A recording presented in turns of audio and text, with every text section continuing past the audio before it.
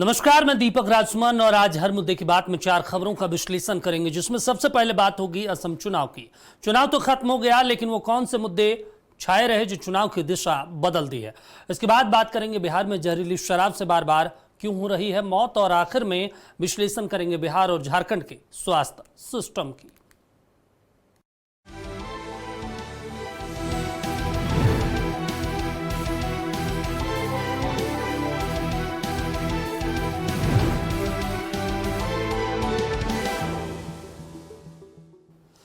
देखिए, असम चुनाव में 126 सीटों पर मतदान 9 अप्रैल को ही समाप्त हो गया। पूरे चुनावी अभियान के दौरान सियासी माहौल काफी गर्म रहा और नेताओं के बीच आरोप प्रत्यारोप का दौर भी चलता रहा।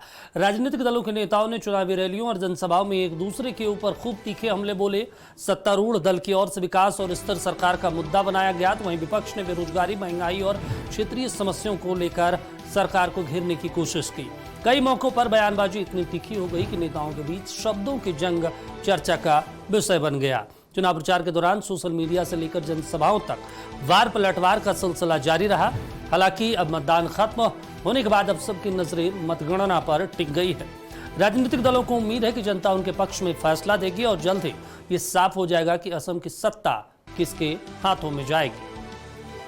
अब नजर डाल लेते हैं असम में। अगर पूरे चुनावी सिनेरियो की बात करें तो वहां पे 722 उम्मीदवार चुनावी मैदान में थे। पोलिंग बूथ 31,486 बनाए गए थे। वहीं मतदान कर्मी इसमें जो लगे रहे 1,51,132 मतदान कर्मी थे। बैलेट यूनिट 41,320 प्रयोग किए गए। वहीं कंट्रोल यूनिट की बात करें तो 43,975 और वीवीपैट मशीन 43,997 वीवीपैट का इस्तेमाल किया गया था।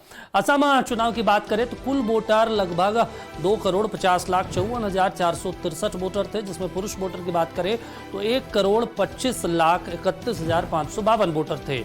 महिला वोटरों की बात करें तो 1,25,22,593 वोटर थे। वहीं दिव्यांग की बात करें तो 2,05,085 वोटर और सेवा मतदाता जो थे 63,423 वोटर। जबकि अगर बात करें ट्रांसजेंडर वोटर की तो 318 वोट पड़े हैं पूरे असम चुनाव को लेकर। अगर बात करें इस पूरे चुनाव में तो 2 गठबंधन महत्वपूर्ण रूप से चुनाव भूमिका अदा किया, जिसमें एक एनडीए की बात करें, दूसरा कांग्रेस की। ऐसा अगर एनडीए में बात करें तो बीजेपी 89 सीटों पर चुनाव लड़ रही थी। असम गण परिषद 26 सीटों पर, बोडोलैंड पीपुल फ्रंट 11 सीटों पर, कुल 126 सीटों पर चुनाव हो रहा था। कांग्रेस पार्टी की बात करें तो कांग्रेस पार्टी 99 सीटों पर उम्मीदवार उतारे, जबकि रायजोर दल 13, असम जातीय परिषद 10 और सीपीआई 2 सीटों पर, जबकि माले को 2 सीट दी गई थी। कुल 126 सीटों पर कांग्रेस गठबंधन ने भी जोर आजमाइश की। अब इस पूरे चुनाव में खास क्या था वो आपको एक नजर में बता देते हैं। दरअसल वो हर बूथ की वेबकास्टिंग की गई। 4 मई 2026 को रिजल्ट आएगा। परिसीमन के बाद इस राज्य में पहला चुनाव था। एनडीए और कांग्रेस के बीच का मुकाबला है। बीजेपी जीत की हैट्रिक लगाने की कोशिश में है। वहीं सबसे अहम बात कि कांग्रेस की तरफ से गौरव गोगोई नए चेहरे के रूप में हिमंता बिस्वा शर्मा और बीजेपी को चुनौती दे रहे थे। इस पूरे चुनाव में एक और नया चीज देखने को मिला, वो था कि जेएमएम ने मैदान में अपने 21 उम्मीदवार उतारे थे, जिसमें 16 जेएमएम के थे, बाकी उनके समर्थक और उनके समर्थन वाली पार्टियों की थी। असम के पूरे चुनाव की बात करें तो असम में कुल लगभग 2,49,00,000 मतदाता पंजीकृत हैं। महिला वोटरों की तादाद करीब 1.25 करोड़ है। इसमें असम चुनाव में महिला कैंडिडेट सिर्फ 8% थी। 71 सीटों पर महिला मतदाताओं का बहुमत है, ये समझ लीजिए। 126 में 71। 19 निर्वाचन क्षेत्रों में लगातार महिलाओं का वर्चस्व भी देखने को मिला असम चुनाव में। इसके अलावा अगर बात करें तो 2011 से असम में महिलाओं का वोटिंग पैटर्न बदल गया है। पहले 103 सीटों पर महिला वोटर पीछे रहती थी, अब 72 से 73 सीटों पर महिला वोटर पुरुष से आगे रहती हैं। ये असम में महिलाओं का दबदबा है। अब सवाल है कि चुनाव में मुद्दे क्या उठाए गए थे, उस पर भी एक नजर डाल लेते हैं। अगर बात करें तो एक महत्वपूर्ण मुद्दा उठाया गया था कांग्रेस की तरफ से। क्या रिंकी भुइयां शर्मा के पास दुबई का गोल्डन वीजा है? कांग्रेस की तरफ से सवाल उठाया गया, जिसपे केस भी हुआ। क्या ये गोल्डन वीजा भारतीय पासपोर्ट पर है? ये भी सवाल उठा। क्या परिवार के किसी सदस्य के पास दुबई में संपत्ति है? ये कांग्रेस की तरफ से उठाया गया। क्या हिमंता बिस्वा शर्मा के परिवार का कोई सदस्य विदेश में कारोबार कर रहा है? ये भी कहा गया।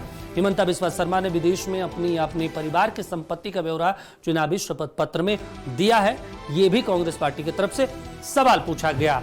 पूरे असम चुनाव में एक और मोदी जब चुनावी प्रचार के लिए उतरे तो उन्होंने भी कई गंभीर आरोप लगाया कांग्रेस पर। उन्होंने कहा कि कांग्रेस सत्ता में आई तो घुसपैठियों के लिए कानून बनाया जाएगा।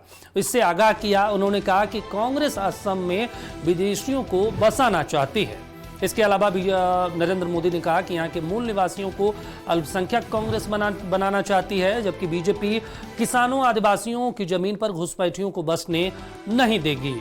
इसके अलावा अगर बात करें तो उन्होंने कहा कि असम की गौरव और पहचान जो है वो मोदी की गारंटी है और वो बरकरार रहेगी।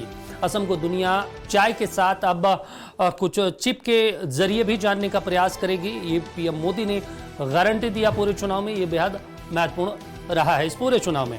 इसके अलावा अगर बात करें जेएमएम की तरफ से भी कई वादे किए गए। हालांकि उतने सीटों पर चुनाव नहीं लड़ा गया जो कि सत्ता में आ जाए। उन्होंने कहा कि चाय बागान के श्रमिकों को 500 रुपये न्यूनतम मजदूरी दी जाएगी।